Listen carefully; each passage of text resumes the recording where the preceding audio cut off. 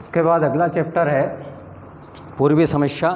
और पूर्वी समस्या में भी क्रीमिया युद्ध और बर्लिन सम्मेलन के विशेष संदर्भ में, तो क्रीमिया युद्ध क्या है और क्रीमिया युद्ध क्यों हुआ, पूर्वी समस्या क्या है ये। तो पूर्वी समस्या में ये पूर्वी समस्या का अभिप्राय ये है उन अंतर्राष्ट्रीय समस्याओं से है जो यूरोप में तुर्की साम्राज्य के पतन से उत्पन्न हुई थी। यानी कि 17वीं शताब्दी के अंत तक तुर्क साम्राज्य, ऑटोमन साम्राज्य बहुत अधिक विस्तृत और शक्तिशाली था। ये लगभग संपूर्ण बाल्कन क्षेत्र, और बाल्कन क्षेत्र में कौन कौन आते थे? बोस्निया, सर्बिया, यूनान, रोमानिया, बुल्गारिया, ये तुर्क साम्राज्य के अंतर्गत थे। परंतु इस क्षेत्र के निवासी धर्म, भाषा, रक्त आदि में तुर्कों से सर्वथा अलग थे और तुर्कों ने इन लोगों को अपने साम्राज्य में आत्मसात करने का प्रयास नहीं किया, उल्टे उनका शोषण करते रहे। और 18वीं शताब्दी के आरंभ से ही तुर्क साम्राज्य की निर्बलता के लक्षण दिखने लग गए थे और 1815 के बाद तो उसकी शक्ति तेजी से समाप्त होने लगी, क्योंकि साम्राज्य के अधीन कुछ देश स्वाधीन होने के लिए उतावले हो उठे थे, स्वतंत्र होने के लिए। ऐसी परिस्थितियों में तुर्क साम्राज्य का विघटन होना आरंभ हो गया। तो यह समस्या ये थी कि तुर्क साम्राज्य के पतन के बाद उसका स्थान कौन ग्रहण करे और साम्राज्य के स्थान पर अनेक छोटे छोटे राज्य हों अथवा तुर्क साम्राज्य को विघटित होने से रोका जाए। इन्हीं समस्याओं को, ये जो सारी जो समस्याएं थी, ये सारी समस्याएं पूर्वी समस्या कहलाती है। ये पूर्वी समस्या अर्थात पूर्वी देशों की समस्या, ये इसलिए जो है इसको पूर्वी समस्या कहा जाता है। और पूर्वी समस्या एक जो है एक गठिया रोग की भांति था। ये गठिया रोग की तरह जो है उसको बताया गया है उदाहरण के रूप में, जो कभी टांगों को और कभी हाथों को जकड़ लेता है। ये इसी वजह से जो है गठिया रोग की तरह पूर्वी समस्या को बताया गया है। यानी कि इस प्रकार उलझन है जिसमें विभिन्न रुचि और धर्म की जातियों का प्रश्न निहित है। और साउथ गेट ने तो यहाँ पर लिखा है कि पूर्वी समस्या उन राज्यों और निवासियों की समस्याओं का समूह है जो डैन्यूब से नील नदी तक बसे हुए हैं। तो पूर्वी समस्या जो है भिन्न भिन्न राज्यों में भिन्न भिन्न रूपों में प्रकट हुई थी। प्रारंभ में ऑस्ट्रिया ने तुर्कों की पतोन्मुखी स्थिति से लाभ उठाना चाहा। बाद में यह समस्या रूस और तुर्की की प्रतिद्वंद्विता का रूप में प्रकट हुई और उसके बाद इंग्लैंड, फ्रांस, ऑस्ट्रिया ये भी जो है इसी समस्या से जुड़ते चले गए। तो इस प्रकार ये अंतर्राष्ट्रीय समस्या बन गई थी, इसलिए इसको पूर्वी समस्या कहा गया है। तो पूर्वी समस्या इसमें जो है विशेष रूप से क्रीमिया युद्ध के बारे में इसमें अपन पढ़ेंगे कि क्रीमिया युद्ध और उसके क्या कारण रहे। क्रीमिया युद्ध के कारण, यानी कि 1853 तक पूर्वी समस्या अपेक्षाकृत शांत रही, परंतु महाशक्तियां तुर्की में अपना प्रभाव बढ़ाने के लिए कूटनीतिक दांवपेच लगा रही थी। इसके परिणाम स्वरूप 1854 में इतिहास प्रसिद्ध क्रीमिया का युद्ध हुआ। कितने में? 1854 में ये क्रीमिया का युद्ध हुआ, जिसके कारण ये थे, एक तो ईसाई तीर्थ स्थानों का प्रश्न था। ईसाई तीर्थ स्थानों का प्रश्न,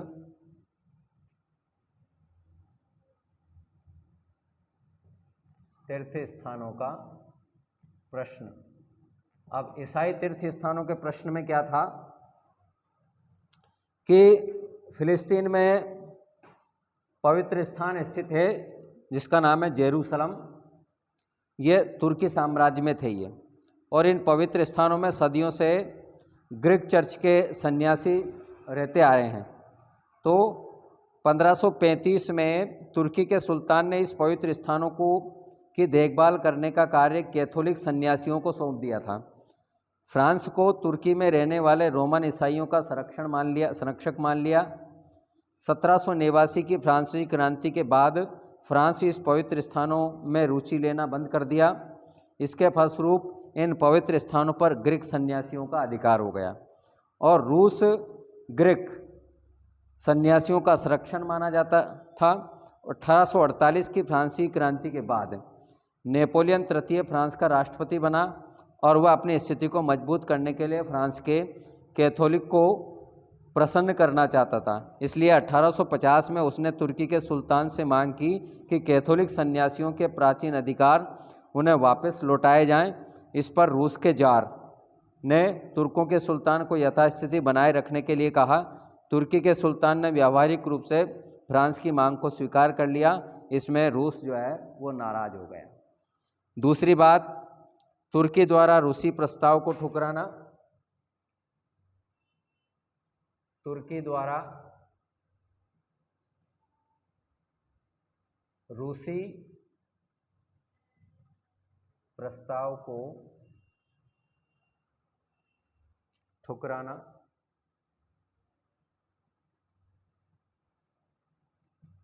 तुर्की द्वारा रूसी प्रस्ताव को ठुकराना।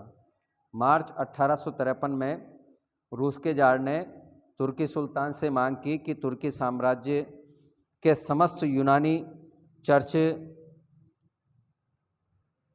के मानने वाले ईसाइयों पर वह रूस का संरक्षण स्वीकार करे।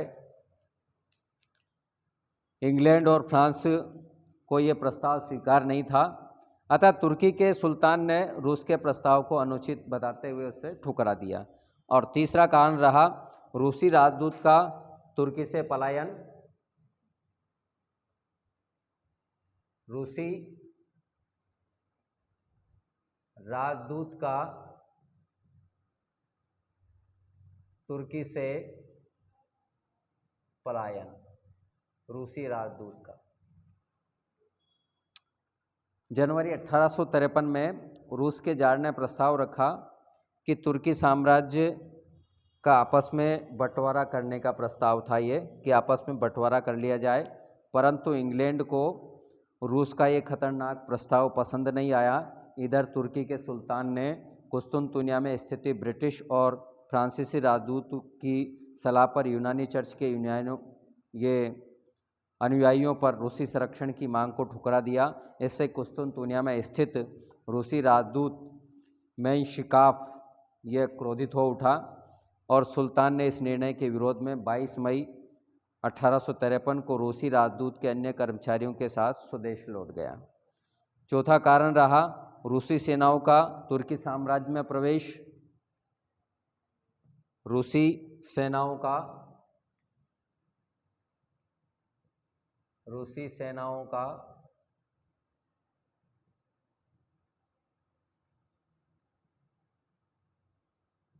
तुर्की साम्राज्य में प्रवेश।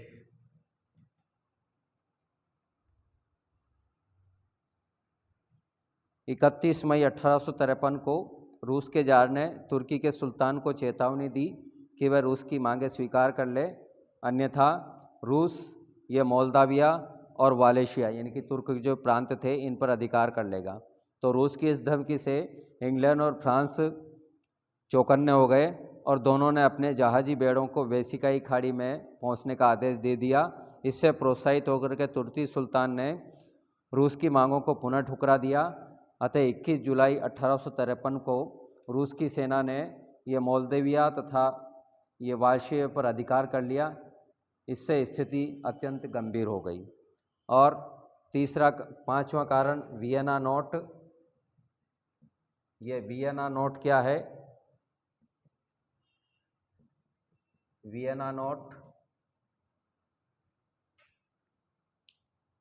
युद्ध को रोकने के लिए ऑस्ट्रिया की पहल पर इंग्लैंड, फ्रांस, प्रशा तथा ऑस्ट्रिया के नेताओं का वियना में सम्मेलन हुआ और एक नोट तैयार कर लिया गया जिसे वियना नोट कहा जाता है। इस नोट में तुर्की के सुल्तान की स्वतंत्रता को स्वीकार करते हुए तुर्क साम्राज्य में रहने वाले यूनानी ईसाइयों की सुरक्षा का अधिकार रूस को प्रदान किया गया, लेकिन तुर्की के सुल्तान ने वियना नोट को अस्वीकार कर दिया। परिणाम स्वरूप रूस और तुर्की के बीच युद्ध जो है वो अवश्यंभावी हो गया। अब युद्ध का पहला चरण, तुर्की के सुल्तान को इंग्लैंड और फ्रांस की से सहायता मिलने की आशा थी। अतः 5 अक्टूबर 1853 को उसने रूस को चेतावनी दी कि 15 दिन के अंदर मोल्दोविया और वालेशिया खाली कर दे। रूस ने चेतावनी का कोई उत्तर नहीं दिया, तो 23 अक्टूबर 1853 को तुर्की ने रूस के विरुद्ध युद्ध की घोषणा कर दी। 30 अक्टूबर 1853 को रूस ने सिवाई की खाड़ी में स्थित तुर्की के जहाजी बेड़ों को नष्ट कर दिया। इस घटना को सिनोई का हत्याकांड कहा जाता है और इस घटना ने इंग्लैंड और फ्रांस चिंतित हो उठे। उन्हें लगा कि यदि रूस को नहीं रोका गया तो तुर्की का अस्तित्व ही खतरे में पड़ जाएगा, उनके राष्ट्रीय हितों के लिए हानिकारक सिद्ध होगा। अतः इंग्लैंड और फ्रांस को संयुक्त जहाजी बेड़ा काला सागर जा पहुंचा। इस बीच नेपोलियन तृतीय ने युद्ध को रोकने के लिए प्रयास किया, लेकिन वह असफल रहा और 27 फरवरी 1854 को इंग्लैंड और फ्रांस ने संयुक्त रूप से रूस को चेतावनी दी कि वह 30 अप्रैल तक मोल्दोविया व वालेशिया खाली कर दे। रूस ने इस चेतावनी को ठुकरा दिया और इस पर 28 मार्च 1854 को इंग्लैंड और फ्रांस ने रूस के विरुद्ध युद्ध की घोषणा कर दी। मार्च अप्रैल 1854 में रूस को सिलिस्ट्रिया में तुर्की की सेनाओं से कड़ा संघर्ष करना पड़ा और मई के अंत तक इंग्लैंड तथा फ्रांस की सेनाएं भी तुर्कों की सहायता के लिए पहुंच गई। इसी समय ऑस्ट्रिया ने भी रूस को अपनी सेनाएं हटा लेने की चेतावनी देते हुए रूसी सीमा पर अपनी सेनाएं तैनात कर दी ताकि रूस पर पीछे से आक्रमण किया जा सके। ऐसी परिस्थिति में रूस को विवश होकर के डैन्यूब प्रदेश, ये डैन्यूब प्रदेश थे, ये मोल्दोविया और वालेशिया से अपनी सेना हटानी पड़ी। रूसी सेना के हटते ही ऑस्ट्रिया ने तुर्की से बातचीत करके युद्ध काल तक मोल्दोविया और वालेशिया में अपनी सेना तैनात कर दी। ऑस्ट्रिया की यह शत्रुतापूर्ण और तटस्थता की नीति आगे चल कर के रूस की पराजय का प्रमुख कारण बनी। रूसी सेना ने डैन्यूब प्रदेश से हट जाने से इंग्लैंड और फ्रांस का प्रारंभिक उद्देश्य पूरा हो गया, लेकिन वह रूस की शक्ति क्षीण कर उसे पंगु बना देना चाहते थे ताकि वह भविष्य में रूस उन्हें परेशान नहीं कर सके। अतः जुलाई 1854 में मित्र राष्ट्र में इंग्लैंड, फ्रांस, प्रशा, तुर्की, इन्होंने जो है रूस के समक्ष 4 प्रस्ताव रखे। इन्होंने पहला प्रस्ताव, मोल्दोविया और वालेशिया पर रूस के संरक्षण अधिकारों को समाप्त कर दिया जाए। दूसरा, डैन्यूब नदी में यूरोप के सभी राज्यों को व्यापार करने की सुविधा प्राप्त हो। और तीसरा प्रस्ताव कि तुर्की की यूनानी जनता पर रूस अपने संरक्षण के अधिकार को त्याग दे। और चौथा प्रस्ताव, तुर्की को यूरोपीय राज्य मंडल में शामिल कर लिया जाए। ये पहला चरण हुआ युद्ध का। उसके बाद दूसरे चरण में फिर क्रीमिया पर आक्रमण। रूस ने मित्र राष्ट्रों के प्रस्ताव को ठुकरा दिया। इस पर इंग्लैंड, फ्रांस ने रूस की सामुद्रिक शक्ति के प्रमुख केंद्र ये क्रीमिया पर आक्रमण करने का निश्चय कर दिया। क्रीमिया के ये सेवास्टोपोल पर रूस का सामुद्रिक शस्त्रागार था। तो 14 सितंबर 1854 को ब्रिटिश और फ्रेंच सेनाएं ये सेवास्टोपोल के उत्तर में यूपेटोरिया की खाड़ी में जा पहुंची और 20 सितंबर को दोनों पक्षों में एल्मा का युद्ध लड़ा गया, जिसमें रूसी सेना परास्त हुई। इससे सेवास्टोपोल पर आक्रमण करने का मार्ग खुल गया और 17 अक्टूबर से सेवास्टोपोल का घेरा आरंभ कर दिया। क्रीमिया युद्ध में सबसे बड़ी लड़ाई ये सेवास्टोपोल के लिए हुई थी। वह घेरा लगभग 11 महीने तक चलता रहा और युद्ध में दोनों पक्षों के लगभग 5 लाख लोग मारे गए। जनवरी 1855 के अंत में सार्डिनिया के प्रधानमंत्री कैबूर, इन्होंने जो है मित्र राष्ट्रों की ओर से युद्ध में भाग लेने का निश्चय करते हुए 18,000 सैनिक क्रीमिया भेज दिया, जिससे मित्र राष्ट्रों को बड़ा प्रोत्साहन मिला। इसी बीच मार्च 1855 में रूस के जार निकोलस प्रथम की मृत्यु हो गई और अलेक्जेंडर द्वितीय रूस का जार बना। ये तो दूसरा चरण था। ये अब तीसरा चरण, युद्ध का अंतिम चरण था। ये सितंबर 1855 में मित्र राष्ट्रों की सेनाओं ने ये मालाकाब पर अधिकार कर लिया। अब सेवास्टोपोल को बचाना असंभव हो गया। तो 9 सितंबर 1855 को रूसी सेना अपने जो है गोला बारूद में आग लगा दी।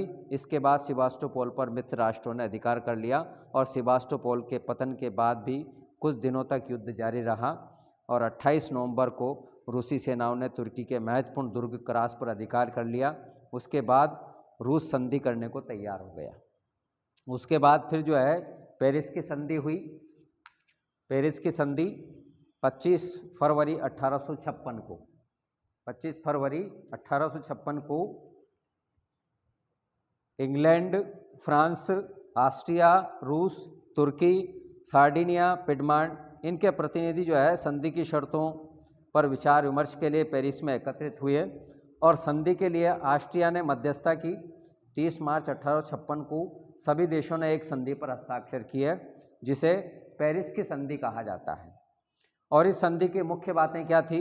तो पहली बात ये थी कि तुर्की को यूरोप की संयुक्त व्यवस्था में सम्मिलित कर लिया गया, जिससे उसकी गणना यूरोप के बड़े राज्यों में होने लगी और सभी राष्ट्रों ने तुर्की की स्वतंत्रता व प्रादेशिक अखंडता को बनाए रखने की गारंटी दी।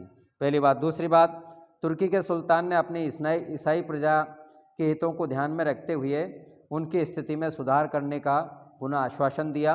इसके बदले में यूरोपीय राष्ट्रों ने उसके आंतरिक मामलों में हस्तक्षेप न करना स्वीकार कर लिया। तीसरी बात, काला सागर को तटस्थ क्षेत्र मान लिया गया जहां किसी भी राष्ट्र के युद्धपोतों का प्रवेश निषिद्ध कर दिया गया और ये भी निश्चित किया गया कि रूस और तुर्की यहाँ अपने सैनिक अड्डे स्थापित नहीं करेंगे। चौथी बात, रूस और तुर्की ने एक दूसरे के जीते हुए प्रदेश वापस कर दिए और कॉर्स पर जो है पुनः तुर्की और क्रीमिया पर रूस का अधिकार मान लिया गया। पांचवी बात, तुर्की के प्रभुत्व में सर्बिया की स्वतंत्रता स्वीकार कर ली गई और यूरोपीय राज्यों ने उसकी स्वतंत्रता की गारंटी दे दी। पांचवी शर्त, डैन्यूब नदी में सभी राज्यों को व्यापार का अधिकार दे दिया गया। और सातवां है कि तुर्की साम्राज्य में रहने वाले ईसाइयों की सुरक्षा के अधिकार से रूस को वंचित कर दिया गया। इस प्रकार से जो है ये पेरिस की संधि हुई।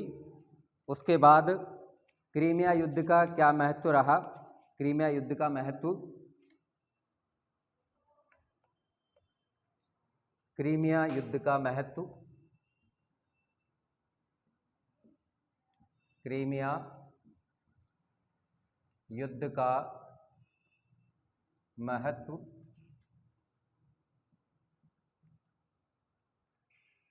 क्रीमिया युद्ध के महत्व के बारे में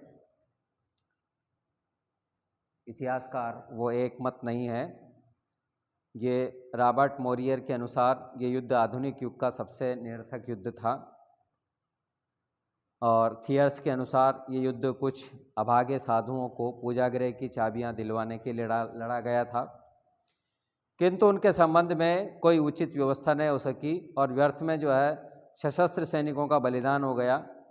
और डेविड थॉमसन का ये मानना था कि 1855 में 3 बड़े राज्यों के बीच युद्ध होना पुरानी व्यवस्था के अंतर्गत शांति बनाए रखने के प्रयत्नों की प्रथम विफलता थी। तो अलग अलग इतिहासकारों ने अलग अलग मत दिए अपने, लेकिन क्रीमिया का युद्ध जो है ये यूरोपीय इतिहास का संक्रांति काल था। इससे पहले लगभग 40 वर्षों तक यूरोप में शांति रही, किंतु इसके बाद 15 वर्षों में यूरोपीय राष्ट्रों के मध्य 4 बड़े युद्ध हुए। इसका प्रमुख कारण यह था कि क्रीमिया युद्ध के बाद यूरोपीय राज्यों में पारस्परिक संबंधों का दृष्टिकोण ही बदल गया। क्रीमिया युद्ध की विजय के बाद नेपोलियन तृतीय फ्रांस की प्रतिष्ठा बढ़ गई। नेपोलियन तृतीय राष्ट्रता के सिद्धांत के आधार पर यूरोपीय व्यवस्था का पुनर्निर्माण करने का प्रयत्न करने लगा। इधर ऑस्ट्रिया वियना व्यवस्था के आधार पर यूरोप में अपनी प्रधानता बनाए रखने का प्रयत्न करता रहा, किंतु क्रीमिया युद्ध के प्रति उसकी नीति के कारण यूरोपीय राज्यों में उसके प्रति अविश्वास उत्पन्न हो गया। क्रीमिया युद्ध के कारण रूस की विदेश नीति में परिवर्तन आया और रूस ने मध्य यूरोपीय समस्याओं में अधिक सक्रिय भाग लेना बंद कर दिया। इंग्लैंड ने भी यूरोप की राजनीति में अनावश्यक हस्तक्षेप देना बंद कर दिया। अब यूरोपीय रंगमंच पर बिस्मार्क, कैवूर और गोर्शकोव जैसे राजनीतिज्ञों का उदय हुआ, जिन्हें वियना व्यवस्था के प्रति कोई लगाव नहीं था। पेरिस की संधि द्वारा पूर्वी समस्या का समाधान करने का प्रयत्न किया गया, किंतु यह इतनी जटिल थी कि यूरोपीय राज्य इस पर एक मत नहीं होते। क्रीमिया युद्ध का एक उद्देश्य रूस को निर्बल बनाना था और पेरिस की संधि द्वारा उसकी प्रगति पर कुछ समय के लिए रोक अवश्य लगा दी गई थी, किंतु इसकी महत्वाकांक्षा पर रोक नहीं लगाई जा सकी। 1870 में रूस ने काले सागर संबंधी शर्तों को अस्वीकार कर दिया और 1878 में उसने यह बेसबेरिया पर पुनः अधिकार कर लिया। रूस की एशियाई विस्तार की नवीन नीति में भारतीय ब्रिटिश साम्राज्य को नया खतरा उत्पन्न कर दिया। प्रसिद्ध विद्वान हेजन ने पेरिस की संधि की आलोचना करते हुए लिखा कि पूर्वी समस्या को हल करने में ये युद्ध पूर्ण रूप से असफल रहा। साउथ गेट ने भी पेरिस की संधि की आलोचना करते हुए लिखा कि पेरिस की संधि द्वारा पूर्वी समस्या का जो हल निकाला गया वह पूरी तरह से उचित नहीं था। पेरिस संधि की इस घोषणा से यूरोपीय राज्य तुर्की आंतरिक मामलों में हस्तक्षेप नहीं करेंगे। तुर्की साम्राज्य की ईसाई जनता को बड़ी निराशा हुई। उन्होंने अपनी रक्षा के लिए अपनी तैयारियां शुरू कर दी, जिसके परिणाम स्वरूप पूर्वी समस्या और अधिक उलझ कर रह गई। उसके बाद ये तो थी क्रीमिया युद्ध का महत्व। और क्रीमिया युद्ध के महत्व के बाद उसके बाद है 1856 से 1874 तक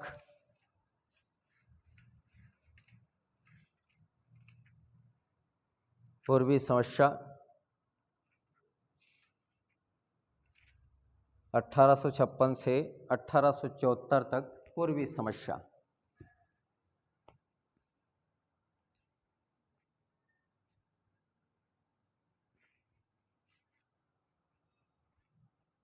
अठारह सौ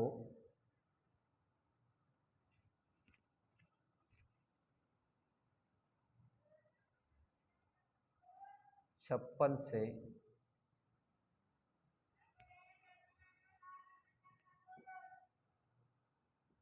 1874 तक पूर्वी समस्या।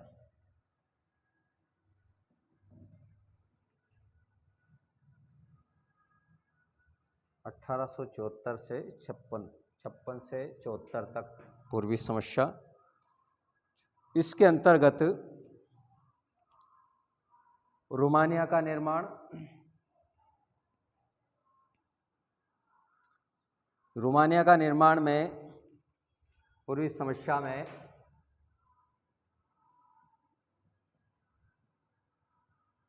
रोमानिया का निर्माण, जब पेरिस की संधि हुई इसके अनुसार ये मोल्दोविया और वोल्शिया इनके प्रदेश को जो है तुर्की के अधीनता में आंतरिक स्वतंत्रता देने का निश्चय किया गया था। इन दोनों प्रदेशों के निवासी एक ही जाति के थे और एक ही भाषा बोलते थे और दोनों प्रदेशों को मिलाकर के स्वतंत्र रोमानिया का राज्य बनाना चाहते थे। तुर्की की देखरेख में दोनों प्रदेशों की प्रतिनिधि सभाओं के चुनाव कराए गए। चुनाव के बाद अक्टूबर 1857 में दोनों सभाओं ने तुर्की की प्रभुसत्ता के अंतर्गत एक संयुक्त राज्य बनाने का निर्णय लिया और 1859 के आरंभ में दोनों प्रदेशों की राष्ट्रीय सभाओं ने कर्नल अलेक्जेंडर कूजा को दोनों प्रदेशों के शासक निर्वाचित कर लिया। लेकिन इससे यूरोपीय राज्यों में उत्तेजना फैल गई, किंतु अंत में विवश होकर के उन्हें जनमत का सम्मान करते हुए रोमानिया के नवगठित राज्य को मान्यता देनी पड़ी। दिसंबर 1861 में रोमानिया के नए राज्य की विधिवत घोषणा कर दी गई। कर्नल कूजा ये रोमानिया में संवैधानिक शासन की स्थापना के पक्ष में नहीं था।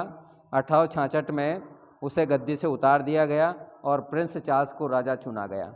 उसने रोमानिया में संवैधानिक शासन की स्थापना की। उसके बाद सर्बिया को आंतरिक स्वतंत्रता,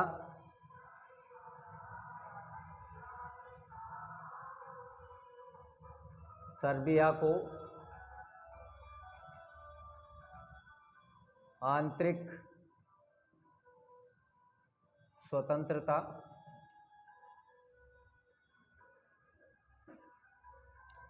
1829 में सर्बिया को आंतरिक स्वशासन मिल गया, लेकिन कुछ स्थानों पर तुर्की सेना बनी रही जिससे सर्बिया संतुष्ट नहीं था और 1853 में सर्बिया कुस्तुनतुनिया के धार्मिक प्रभुत्व से मुक्त हो गया और अपना अलग से जो है चर्च स्थापित कर लिया उसने। 1867 में सर्बिया ने अपने क्षेत्र में तुर्की सेनाओं को हटाने की मांग की और महाशक्तियों के हस्तक्षेप के परिणाम स्वरूप तुर्की को अपनी सेनाएं हटाने के लिए विवश होना पड़ा। उसके बाद सर्व स्लाव आंदोलन चला। फिर सर्व स्लाव आंदोलन, सर्व स्लाव आंदोलन, सर्व स्लाव आंदोलन चला। क्रीमिया के युद्ध के बाद क्रीमिया के बाद बाल्कन प्रायद्वीप की स्लाव जातियों में यह सर्वस्लाववाद की विचारधारा का विस्तार हुआ और इस क्षेत्र में स्लाव लोग रूस, पोलैंड और ऑस्ट्रिया के स्लाव लोगों के साथ अपने जातीय एकता अनुभव करने लगे थे। 1867 में मॉस्को में एक विराट सर्वस्लाव सम्मेलन हुआ। इस सम्मेलन में एक केंद्रीय सर्वस्लाव समिति बनाई गई जिसका मुख्यालय मॉस्को को बनाया गया, जिसमें पुस्तकों और छोटी पुस्तिकाओं द्वारा सर्वस्लाववाद का प्रचार प्रसार किया गया। सर्बिया, बोस्निया, बुल्गारिया, मोंटेनिग्रो में सर्वस्लाववादियों की गुप्त समितियों का जाल बिछ गया। परिणाम ये हुआ कि तुर्की के विरुद्ध स्लाव लोगों में असंतोष बढ़ता गया। उसके बाद तुर्की की दमनकारी नीति, तुर्की की दमनकारी नीति, तुर्की की दमनकारी नीति। यद्यपि पेरिस की संधि में जो है तुर्की के सुल्तान ने अपनी ईसाई प्रजा की दशा को सुधारने का वचन दिया था, लेकिन संधि के बाद उसकी दमनकारी नीति शुरू हो गई थी। अत्याचार करने लग गया था। 1860 में उसने सीरिया में ईसाइयों का कत्लेआम करवाया। 1859 में क्रीट में ईसाइयों को मौत के घाट उतारा गया। बोस्निया हर्जेगोविना के किसानों पर अत्याचार किए। इस प्रकार जो है अमानवीय अत्याचार उसने बढ़ा दिए। चारों तरफ असंतोष बढ़ गया उसके विरुद्ध। फिर भी अपने राजनीतिक स्वार्थों के खातिर महाशक्तियां जो है वो तमाशा देखती रही। और उसके बाद सर्वस्लाव आंदोलन चला। फिर सर्वस्लाव आंदोलन और विद्रोह की लहर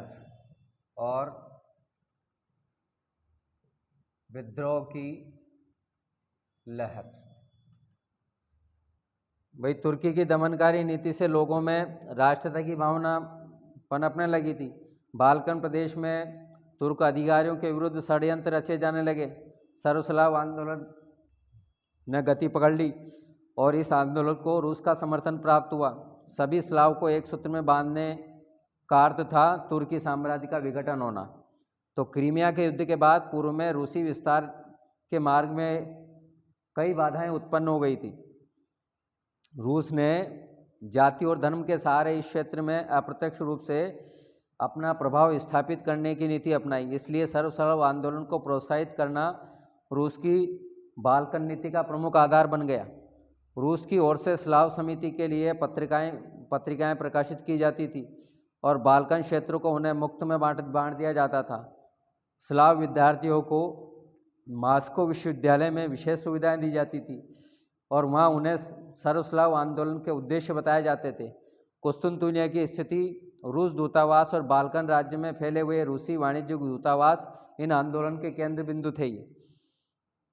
बाल्कन प्रायद्वीप में रूस अपनी स्थिति मजबूत करने में लग गया और 1870 में यह फ्रैंको प्रशियन युद्ध का लाभ उठाते हुए रूस ने पेरिस संधि की काला सागर संबंधी शर्तों को अस्वीकार कर दिया और सिवास्टोपोल में उसने पुनः किलेबंदी करना प्रारंभ कर दिया। काला सागर के तट पर अपनी नौसेना को पुनर्गठित करना शुरू किया। दूसरी ओर ऑस्ट्रिया और प्रशा के युद्ध के बाद जब ऑस्ट्रिया को जर्मनी से निष्कासित कर दिया गया तो उसे अपनी शक्ति के विस्तार के लिए बाल्कन प्रायद्वीप यह पसंद आया। इस प्रकार बाल्कन प्रायद्वीप में रूस ऑस्ट्रिया के एक ही उद्देश्य थे कि तुर्की के मूल्य पर अपने अपने राज्यों का विस्तार करना। इसके लिए जो है बाल्कन प्रायद्वीप में रूस और ऑस्ट्रिया का संघर्ष जो है वो अवश्यंभावी हो गया।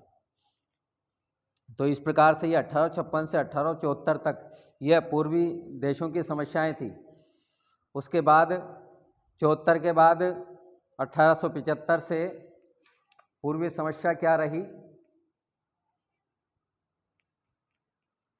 1875 से